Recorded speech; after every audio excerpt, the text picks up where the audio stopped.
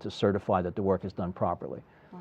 So that's the highest level of licensing in those areas. And in contrast to, we were talking about the faculty, but tell us about the typical student that walks in the door, or is there a typical student?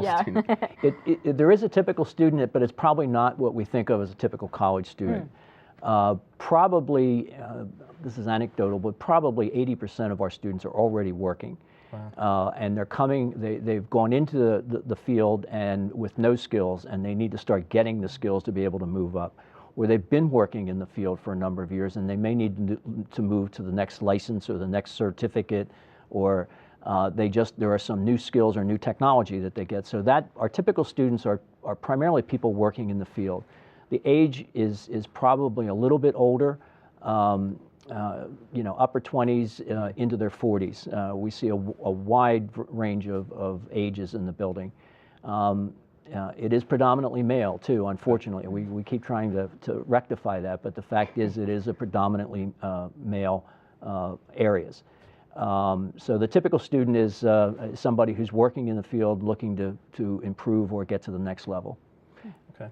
Talk a little bit about there's certificate programs, there's workshops, there's associate's degrees. I mean, there's a far range from somebody who just might want to learn a skill all the way up to getting their associate's degree. That's why we have a single point of contact. So when someone comes in, we help them navigate that process and find out what they need.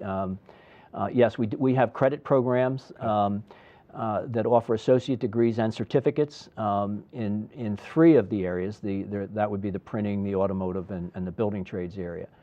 Workforce technologies is strictly non-credit stuff. Okay. But what's unique about the Gudelsky Institute is that all of the programs also offer non-credit versions, workforce development. And we even have every class that we offer in Gudelsky is what we call co-listed.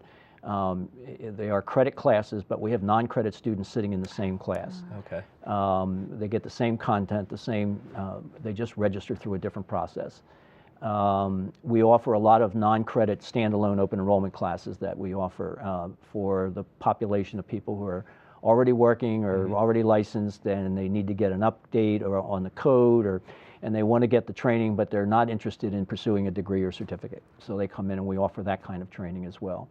So it's a kind of a mixed array of courses. One of the other things that we also do, I mentioned briefly, is contract training that we do with industry, and we do that either on-site or off-site, again, to address a specific need that a business may have come in and they identify. We've got 15 people working for us on this crew, and we need to teach them basic blueprint reading. They need to understand the blueprints before they can do their work, so we'll put together a program to address that, and we'll teach it either at the Gudelsky Institute or at their work site, whichever works for them. And can someone like me who's never held a tool, can someone like me come into a class and come out with some basic, maybe carpentry skills, for example? Actually, we have a wonderful set of courses called Basic Repair in the building trades, and it's a 12-hour course, and it's intended for people who want to get some of the basic skills. In fact, one of the deans at the college took the plumbing class because she needed to put a sink in her house. And she took the class and put the sink away.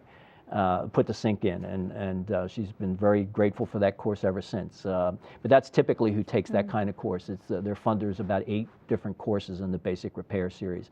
But yes, they can come in and take the whole course, although the homeowner would probably get a lot more technical knowledge than they really need. Because we really do, they are technical programs, and the people who are doing it for a living really need a great deal more than someone who's doing a homeowner project. So the Basic Repair series is for them. But we have courses that start from 0, and we have other courses that are advanced that people would move into. So we have a full array. Because there are, while it's not the typical student, we do get a number of students who come because they want to go into the fields, and they need to get started, and that's what we do as well. So. We have to take a short break. When we return, we'll talk more about training in the technical trades. Stay tuned. You're watching Campus Conversations.